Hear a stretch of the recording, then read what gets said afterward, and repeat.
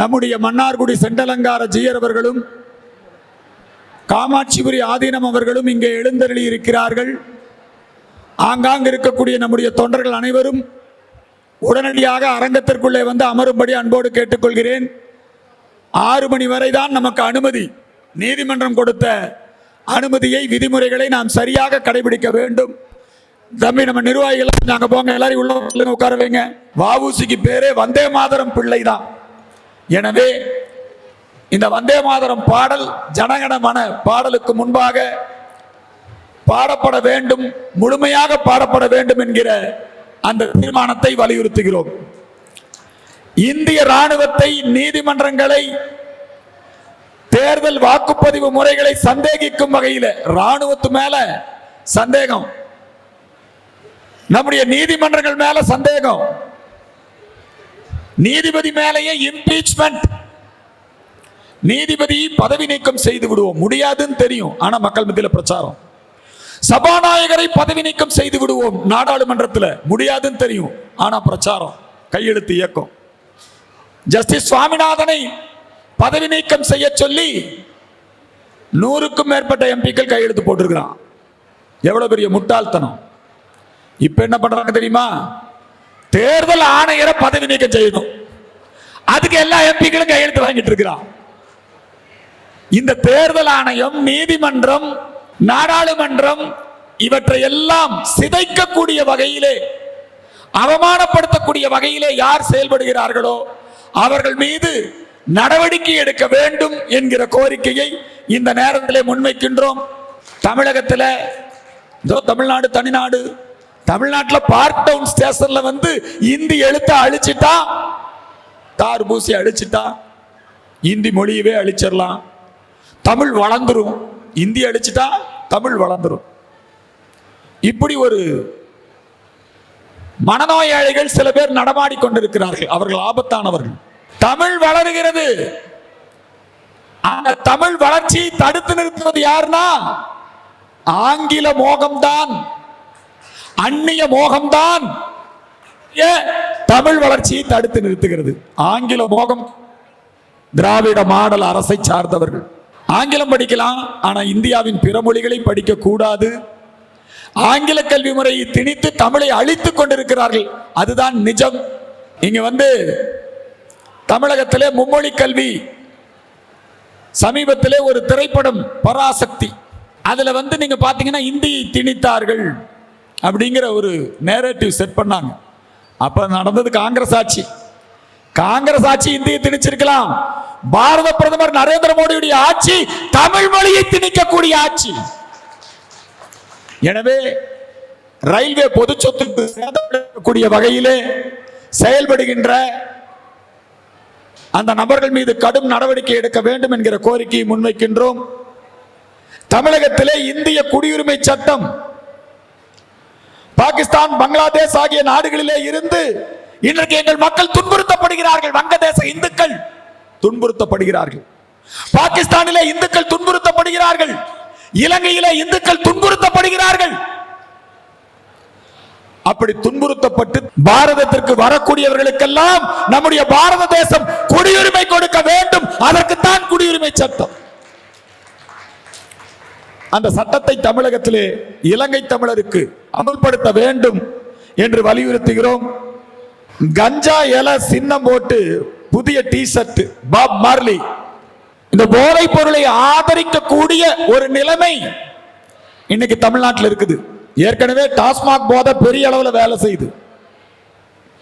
தமிழ்நாட்டிலே தான் கள்ளச்சாராய சாவு, தமிழ்நாட்டிலே தான் விதவைகளின் எண்ணிக்கை அதிகம், தமிழ்நாட்டிலே தான் நம்முடைய குடிப்பழக்கத்துக்கு ஆளாகி, அதுவும் இந்த 4.5 ஆண்டுகளிலே மது குடிப்போரின் எண்ணிக்கை அதிகரித்திருக்கிறது. கேட்டா மதுவை குறைச்சிட்டோங்கிறான், ஆனா மது குடிப்போர் எண்ணிக்கை அதிகரிச்சிருக்குது. இந்த போதை கலாச்சாரம் பல்வேறு விதமான சீரழிவுகளுக்கு வழிவகுக்கிறது, உயிரிழப்புக்கு வழிவகுக்கிறது. இந்த கஞ்சா உள்ளிட்ட போதைப் பொருள், இந்த கஞ்சா போன்ற போதைப் பொருட்களுக்கு மிகப்பெரிய அடித்தளமாக இருப்பது யாருன்னா தமிழ்நாட்டில் உங்களுக்கு தெரியும், திமுக அயலக அணியில் இருந்தார் ஜாபர் சாதிக். திமுக அயலக அணியில் யார் இருந்தா? ஜாபர் சாதிக். அவர் போதைப் பொருள், அவர் கூட இயக்குனர் அமீர் இல்லையா, இவங்கெல்லாம் போதைப் பொருள் கடத்தல் ஒரு மாஃபியா. அந்த மாஃபியா கும்பல் தமிழகத்திலே இன்றைக்கு ஆதிக்கம் செலுத்துகிறது, இளைஞர் சமுதாயத்தை சீரழிக்கிறது. அது குறித்து சட்ட நடவடிக்கைகள் எடுக்கப்பட வேண்டும். போதைப் பொருள் தமிழகத்திலே முழுமையாக ஒழிக்கப்பட வேண்டும் என்பது ஒரு தீர்மானம், ரொம்ப முக்கியமான தீர்மானம். இந்துக்கள் தமிழகத்தில் பல இடங்களில் சிறுபான்மை ஆயிட்டாங்க. கோட்டைமேடு, வாணியம்பாடி, ஆம்பூர், மேல் விசாரம், கீழ் விசாரம், கீழக்கரை, இந்த பகுதியில் எல்லாம் நமக்கு தெரியும், இங்கெல்லாம் முஸ்லிம் பெரும்பான்மை, அங்கெல்லாம் தமிழ் இல்லை. ஐயா கலைஞர் ஒரு சட்டம் கொண்டு வந்தார். என்ன சட்டம்? கட்டாய தமிழ் பாட சட்டம். அந்த கட்டாய தமிழ் பாட சட்டத்தை இஸ்லாமியர்கள் ஏற்றுக்கொள்வதில்லை. நாங்க படிக்க மாட்டோம், எல்லாம் தெருவுக்கு வந்து போராடினாங்க, நீதிமன்றத்துக்கு போனாங்க. அப்பொழுது இந்த அரசாங்கம் அவர்கள் தமிழ் படிக்க வேண்டியதில்லை அப்படின்னு அவங்களை தமிழ் படிக்க சொல்லி கட்டாயப்படுத்த கூடாது, அவங்களுக்கு விலக்கு கொடுத்தாங்க. 5 ஆண்டு விலக்கு கொடுத்தாங்க. இன்னும் கட்டாய தமிழ் பாட சட்டம் அமல்படுத்தப்படுவதில்லை. இந்துக்கள் சிறுபான்மையாக பல கிராமங்களிலே மாறிக்கொண்டிருக்கிறார்கள். அங்கெல்லாம் தமிழ் அழிந்து உருது தான் இருக்குது. இந்த இந்திய அழிக்கிறானே, அவனை போய் அந்த உருத அரபிய அழிக்க சொல்லுங்க பார்க்கலாம். தில் இருந்தா எங்கும் தமிழ், எதிலும் தமிழ் நடப்பது. நிறைய பேருக்கு இப்ப பெரிய சந்தேகம், கோவிலிலே அர்ச்சனை தமிழ், அர்ச்சனை பாட்டே ஆகும், அர்ச்சனை தமிழ். எங்களுடைய பேரூர் ஆதீனம் முதலாக நம்முடைய தமிழகத்திலே தமிழ் அர்ச்சனை, வழிபாட்டில் தமிழ், நீதியில் தமிழ், நிர்வாகத்தில் தமிழ், சமய சடங்குகளில் தமிழ். நாங்க சமஸ்கிருத விரோதிகள் கிடையாது, தமிழ் வழிபாடு, அதை நாங்கள் வலியுறுத்துகிறோம். ஆனா அதுக்குள்ள நாத்திக சக்திகள் நுழைந்து, அதுக்குள்ள நாத்திக சக்திகள் நுழைந்து, பிற மத சக்திகள் நுழைந்து. இப்ப சேவியர் ஒருத்தர் ஒரு புஸ்தகம் எடுத்திருக்கிறார்.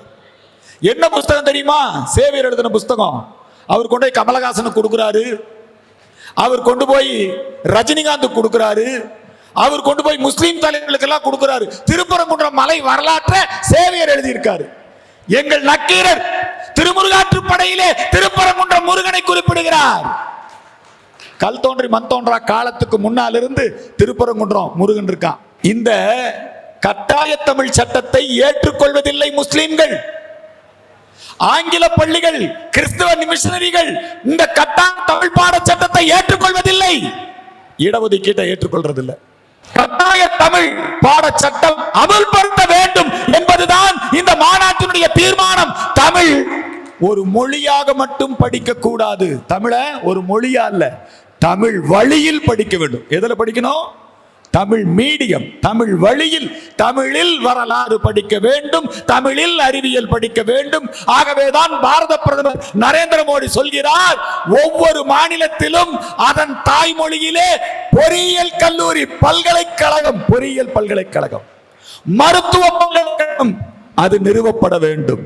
தமிழகத்திலே தமிழிலே படித்து பட்டம் பெற்றவர்களுக்கு கல்வி வேலை வாய்ப்புகளிலே இடஒதுக்கீடு கொடுக்க வேண்டும். முதல்ல இது 5ஆம் வகுப்பு வரை மழலையர் கல்வியிலேயே ஆங்கில திணிப்பு. மம்மி டாடி கல்வி மழலையர் கல்வி, எல்கேஜி யூகேஜி இல்லையா, அதுக்கு முன்னாடி ப்ரீ கேஜி, அதுலயே மம்மி டாடி தாய்மொழியை அளிக்கக்கூடிய வேலை யார் செய்யறா? மழலையர் கல்வியிலே என்ன இருக்க வேண்டும்? தாய்மொழி மட்டுமே இருக்க வேண்டும். இதுதான் நரேந்திர மோடியினுடைய தேசிய கல்விக் கொள்கை திட்டம். அதனாலதான் திமுக காரர் எதிர்க்கிறான், புதிய கல்விக் கொள்கை எதிர்க்கிறான். நவோதயா ஸ்கூல் வந்துவிட்டால் தாய்மொழியில் படிப்பார்கள், கிராமப்புற மாணவர்கள் படிப்பார்கள், ஏழை எளிய மக்கள் படிப்பார்கள், அவர்களுக்கு தரமான கல்வி கிடைக்கும், இலவச கல்வி கிடைக்கும், உணவுடன் கூடிய கல்வி கிடைக்கும்.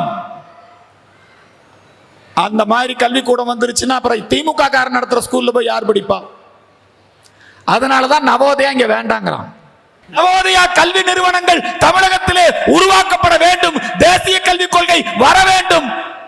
மறுபடியும் சப்ஜெக்டுக்கு வர்றேன். தமிழர் தமிழ்நாட்டில் சிறுபான்மையா இருக்கான். கன்னியாகுமரியில தமிழன் சிறுபான்மை, தமிழன் சிறுபான்மை, கிறிஸ்தவன் பெரும்பான்மை. 2000 குடும்பம் ஆயிட்டான், நம்ம 200 குடும்பம். எல்லாருக்கும் திருப்பரங்குன்றம் தீப பிரச்சனை தெரியும். பெருமாள் கோயில் பட்டியலையும் நம்ம வாழ முடியல, தீபம் ஏற்ற முடியல. பஞ்சம்பட்டி, வக்கம்பட்டி உள்ளிட்ட அந்த 4 கிராமங்களிலும் இந்துக்கள் சிறுபான்மை, கிறிஸ்தவர்கள் பெரும்பான்மை. மத ஒற்றுமை பேசக்கூடியவர்களே இந்துக்கள் சிறுபான்மையாக வசிக்கக்கூடிய பகுதியிலே கிறிஸ்தவர்கள் பெரும்பான்மையாகி சர்ச்சுகளின் ஆட்சி. கிறிஸ்தவர் பெரும்பான்மையாட்டா யாரோட ஆட்சி? சர்ச்சுகளின் ஆட்சி. முஸ்லிம்கள் பெரும்பான்மையாட்டா ஜமாத் ஆட்சி. இப்பதான் எங்க முதலமைச்சர் போய் மொகல்லா ஜமாத் மாநாடு, என்ன மாநாடு? மொகல்லா ஜமாத் மாநாடு, இந்திய யூனியன் முஸ்லிம் லீக் அந்த சென்று முதலமைச்சர் கலந்து கொண்டார். அதே மாதிரி கிறிஸ்தவ சபைகள் நடத்தக்கூடிய மாநாடுகளிலே சென்று எல்லா கட்சிக்காரரும் கலந்துக்கிறான். ஆனா இந்து மக்கள் கட்சி மாநாட்டுக்கு தடை. என்ன அநியாயம், என்ன அக்கிரமம்! இதற்கு பெயர்தான் ஜனநாயகமா? இதற்கு பெயர்தான் கருத்துரிமையா? இந்துக்கள் சிறுபான்மையாக வசிக்கக்கூடிய பகுதியில் கன்னியாகுமரி மாவட்டத்திலே அங்கே இருக்கக்கூடிய தமிழர்களை கிறிஸ்தவர்களை பெரும்பான்மை என்று அறிவித்து, நம்முடைய தமிழர்களை சிறுபான்மை என்று அறிவித்து, நம்முடைய மக்களுக்கு உரிய சலுகை பாதுகாப்பு வழங்கப்பட வேண்டும். நியாயமான கோரிக்கை தானே? இந்துக்கள் சிறுபான்மையாக, தமிழர்கள் சிறுபான்மையாக வசிக்கக்கூடிய பகுதியிலே வாழ முடியாத சூழல் ஏற்பட்டிருக்கிறது. அதை பாதுகாக்க வேண்டும் என்பது மிக முக்கியம். கோயில் வளாகத்துக்குள்ள பூசாரி ஊடு கட்டி இருந்தா காலி பண்ணுங்கிறான். கோயிலுக்குள்ள ஒரு மடம் அலுவலகம் வச்சிருந்தா காலி பண்ணுங்கிறான். கோயிலுக்கே சம்பந்தம் இல்லாத இந்து சமய அறநிலையத்துறை அலுவலகம், அவனுக்கு கவர்மெண்ட் சம்பளம். கோயில் இடத்துல எதுக்கு அறநிலையத்துறை ஆபீஸ்? அங்க உட்கார்ந்துகிட்டே நம்ம கோயிலுக்கு எதிராக அவங்க செயல்பட்டு கொண்டிருக்கிறார்கள். எனவே திருக்கோயில் வளாகங்களிலே இப்ப சமீபத்தில் உச்ச நீதிமன்றம் மிக தெளிவாக ஒரு கேள்வி கேட்டிருக்கு. இந்து கோவில்களை மட்டுமே அறநிலையத்துறை அரசாங்கம் நிர்வாகம் செய்கிறது. நீங்கள் ஏன் கிறிஸ்தவ சபைகள்ல பல இடத்துல, தூத்துக்குடியில தேர்தல், டயோசிஸ் தேர்தல், வன்முறை வெடிக்குது. கன்னியாகுமரியில கிறிஸ்தவ சர்ச்சுகள்ல தேர்தல், பாதிரியார் பதவிக்கு போட்டி தேர்தல், மிகப்பெரிய வன்முறை வெடிக்குது. ஏன் கிறிஸ்தவ சர்ச்சுகளை இந்த அறநிலையத்துறையின் கீழே கொண்டு வரக்கூடாது? இஸ்லாமிய மசூதிகளை வக்ஃப் வாரியம் வச்சிருக்கீங்க, கிறிஸ்தவ சபைகளுக்கு கிறிஸ்தவர்களே பண்ணிக்கிறீங்க, அவைகளையும் பொதுவாக ஏன் அறநிலையத்துறையிலே கொண்டு வரக்கூடாது? அர்ஜுன் சம்பத் கேட்கல, உச்ச நீதிமன்றம் கேட்டிருக்கு. நம்ம கோயிலை தான் நம்ம நிர்வாகம் பண்ண முடியாது. எங்க மடாதிபதிகளை தான் மரியாதை இல்லாம எங்க மடாதிபதி மேல வழக்கு போடுறாங்க. திருப்பரங்குன்றத்திலே எங்க மடமே கௌமார மடம், சிறவை ஆதீனம் கௌமார மடம். குமரகுருபர சுவாமிகள் முருகபக்தர் மாநாட்டிலே வந்து அவர் பேசியது என்ன? முருகனின் பெருமையை பேசினார், அரசியல் பேசல. எங்க பேரூர் அடிகளார் அவர் அந்த முருகபக்தர் மாநாட்டிலையும் கலந்துகிட்டாரு, இந்த முருகபக்தர் மாநாட்டிலையும் கலந்துகிட்டாரு. ஆனா பேரூர் அடிகளார் மேல கோபம். ஏன்னா பேரூர் அடிகளார் அவருடைய மடத்துல RSS நூற்றாண்டு விழா நடத்திட்டாராம். நல்லவேளை எங்க சாமி இல்லை, எங்க ஞான குரு சாக்தஸ்ரீ சிவலிங்கேஸ்வரர், அவர் இந்து மக்கள் கட்சியுடைய நிறுவன தலைவர் சாக்தஸ்ரீ சிவலிங்கேஸ்வர சுவாமிகள். நம்முடைய இந்த சாமிகள் மேல எல்லாம் இன்னைக்கு அறநிலையத்துறை அமைச்சருக்கு கோபம். எங்க ஐயா சேகர் பாபுக்கு கோபம். குமரகுருபர சுவாமிகள் மேல போய் வழக்கு போடலாமா? மடாதிபதிகள் மேல வழக்கு போடலாமா? அந்த வழக்கை வாபஸ் பெற்றிருக்க வேண்டாமா? இந்து மக்கள் கட்சி இந்த மாநாட்டிலே எங்கள் மடாதிபதிகள் மீது வழக்கு போட்டதை வன்மையாக கண்டிக்கிறோம். வழக்கை வாபஸ் வாங்குங்கள் என்று கோருகிறோம். எங்கள் மடாதிபதிகளுக்கு கோயில்ல சாமியார்களுக்கு முக்கியத்துவம் கொடுங்கப்பா. மந்திரி டேட்டை கேட்டுட்டு தேர் திருவிழாவுக்கு இப்ப அறநிலையத்துறை அடிக்கிற பத்திரிகையில எல்லாம் அண்ணாமலையார் திருக்கோயில் பத்திரிகையார்ல அண்ணாமலையார் படம் இல்ல, மு.க. ஸ்டாலின் படமும் யார் படம் இருக்குது? உதயநிதி ஸ்டாலின் படம் தான் இருக்குது. நம்முடைய கோவில்கள் இன்றைக்கு அரசியல்வாதிகளின் பிடியில், அரசின் பிடியில் இருக்கிறது. மடாதிபதிகள் அவமானப்படுத்தப்படுகிறார்கள். இந்த நிலைமை மாற வேண்டும். தமிழக இந்துக்கள் விழிப்புணர்வு பெற வேண்டும் என்பதுதான் இந்த மாநாட்டினுடைய மிக முக்கியமான தீர்மானம். கோவில் வளாகத்திற்குள்ளே அறநிலையத்துறை அலுவலகங்கள் இருக்கக்கூடாது என்பது ஒரு மிக முக்கியமான தீர்மானம். தமிழகம் சுற்றுலாத்துறையின் ஒரு அங்கமாக கோயில் யாத்திரை செல்லும் மக்களுக்கு ஒரு வாரியம் அமைக்க வேண்டும். ஹஜ் பயணம் போறதுக்கு நீங்க எல்லா உதவியும் செய்றீங்க, பாராட்டுகிறோம், வாழ்த்துகிறோம். ஜெருசலம் பயணம் போறதுக்கு எல்லா உதவியும் செய்றீங்க, பாராட்டுகிறோம், வாழ்த்துகிறோம். ஆனால் ஏன் இந்து சமயத்துல மிக முக்கியமானதே திருக்கோயில் யாத்திரை, தல பயணம்னு சொல்லுவாங்க. இந்த தமிழ்நாட்டில் பஞ்சபூத தலங்கள்னா தமிழ்நாடு தான், நவகிரக தலங்கள்னா தமிழ்நாடு தான். நம்முடைய தமிழ்நாடு 108 திவ்ய தேசங்கள்ல 70க்கும் மேற்பட்ட திவ்ய தேசங்கள் தமிழ்நாட்டில் தான் இருக்குது. இந்த தமிழ்நாடு ஆழ்வார்களின் பூமி, நாயன்மார்களின் பூமி. ஏழை யாத்ரீகர்களுக்கு இந்து சமய அறநிலையத்துறை, குறிப்பாக ஐயப்ப பக்தர்களுக்கு, சமயபுரம் செல்பவர்களுக்கு, நம்முடைய பழனி பாத யாத்திரை செல்பவர்களுக்கு உரிய வசதிகளை செய்து கொடுக்க வேண்டும். இந்த யாத்திரை உதவியை, யாத்திரை நிதி உதவியை முஸ்லிம் கிறிஸ்தவர்களுக்கு வழங்குவது போல இந்துக்களுக்கும் வழங்குங்க. இது ஒரு முக்கியமான தீர்மானம், எல்லாம் கைதட்டி வரவேற்கு. இன்னொரு முக்கியமான தீர்மானம், இந்துக்களுக்கு சமய கல்வி இல்லை, எங்களுக்கு சமய நல்லிணக்க கல்வி உண்டு. எல்லா மதமும் ஒண்ணு, எங்ககிட்ட தான் வந்து பேசுவாங்க. இப்போ எங்க சாமியார் பக்கத்தில் வந்து போற்றுதலுக்கும் வணக்கத்திற்கும் உரிய ஜிஆர் சாமி பக்கத்தில் வந்து திருமாவளவன் உட்காந்துக்கிட்டாரு இல்லையா? நாங்க நல்லிணக்கம் தான், எங்களுக்கு என்ன பிரச்சனை? எவ்வளவு அற்புதமான பேர் திருமாவளவன் இல்லைங்களா? நாங்க எல்லோரையுமே நாங்க ஆதரிக்கிறோம். ஏற்றத்தாழ்வுகள் இந்து சமயத்தில் இல்லை, சனாதனத்தில் இல்லை, ஜாதி வேறுபாடுகள் நம்முடைய இந்த சனாதன இந்து தர்மத்தில் இடம் கிடையாது. ஆனா இந்துக்களுக்கு கல்வி இருக்கா? முஸ்லிம்களுக்கு மதரசா கல்வி, கிறிஸ்தவர்களுக்கு பைபிள் கல்வி இருக்கா இல்லையா தமிழ்நாட்டில்? ஆனா இந்துக்களுக்கு இந்து சமய கல்வி இருக்கிறதா? அரசு கல்வி நிலையங்கள்ல இருக்கிறதா? ஏதோ RSS சங்கங்க நடத்திட்டு இருந்தது, எங்க சாமி எல்லா இடத்துலயும் பிரச்சாரம் பண்ணிட்டு இருந்தாரு.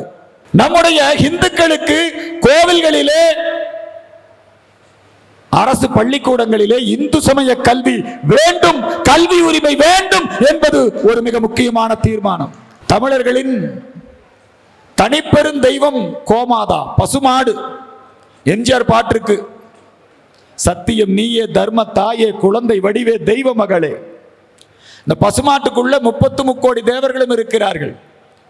அந்த பசுமாட்டை வதை செய்யக்கூடிய பசுவதை, அந்த பசுவதை செய்யக்கூடிய அந்த நிலை தமிழகத்தில் இருக்கக்கூடாது. தமிழகம் முழுக்க நாங்க உடனே ஐயோ அர்ஜுன் சம்பத், இந்து மக்கள் கட்சி, அவங்க வந்து மாமிசம் உண்பவர்களுக்கு எதிர்ப்பு. கடா வெட்டி காது குத்துறது நாங்க தான். இங்க வந்திருக்காருல்ல நம்ம ஆளு முத்து ரமேஷ் நாடார், அவர் தாண்டிலிங்க நாடாருடைய வாரிசு. நம்ம முத்து ரமேஷ் நாடார் கடா வெட்டி காது குத்துறது இந்து சமயம் தான். ஆனால் அதே நேரத்திலே பசுமாட்டை தெய்வமாக வணங்குவது நாம தான். பசுவதை தடை சட்டம் இந்த தமிழகத்திலே வர வேண்டும். நம்முடைய தமிழகத்திலே தென் மாவட்டங்கள் வளர்ச்சி அடையாமல் இருக்கிறது. மிக முக்கியமான காரணம், தென் மாவட்டத்தில் இருக்கக்கூடிய சர்ச்சுகள் வளர்ச்சியை தடுக்குது. நதிநீர் இணைப்பை எதிர்க்கிறார்கள், துறைமுகம் வருவதை எதிர்க்கிறார்கள், பாலங்கள் போடுவதை எதிர்க்கிறார்கள், மின் உற்பத்தியை எதிர்க்கிறார்கள், ஸ்டெர்லைட் ஆலையை எரிக்கிறார்கள். எல்லாம் கிறிஸ்தவ நிறுவனங்கள் செய்கிறது. கூட கம்யூனிஸ்ட்காரன் சேர்ந்துக்கிறான், கூட இஸ்லாமிய அடிப்படை வகுப்புவாத அமைப்பு சேர்ந்துக்கிறாங்க. தென் மாவட்டம் வளராமல் போனதுக்கு மிக முக்கியமான காரணம், அங்கே இருக்கக்கூடிய கிறிஸ்தவ பாதிரியார்கள். அவர்கள் அவங்க சமய வேலையை பார்க்கட்டும், பைபிளை பரப்பட்டும், ஜீசஸை வணங்கட்டும். இதை அர்ஜுன் சம்பத் சொன்னா என்னங்கன்னா, கிறிஸ்தவனுக்கு எதிராக பேசுறேங்கிறான். நாங்க இயேசுநாதருக்கோ பைபிளுக்கோ எதிராக நாங்க பேசல. நாங்கள் எங்களுடைய அந்த மின் உற்பத்தியை தடுக்கிற பாதிரியார்களுக்கு எதிராக பேசுகிறோம். துறைமுகம், குளச்சல் துறைமுகம் வருவதை தடுத்த பாதிரியார்களுக்கு எதிராக பேசுகிறோம். இதை சொன்னா என்னங்கிறான்னா, நம்மளை வந்து இது பண்றான். இத்தகைய தீர்மானங்கள் இங்கே நிறைவேற்றப்பட்டிருக்கிறது.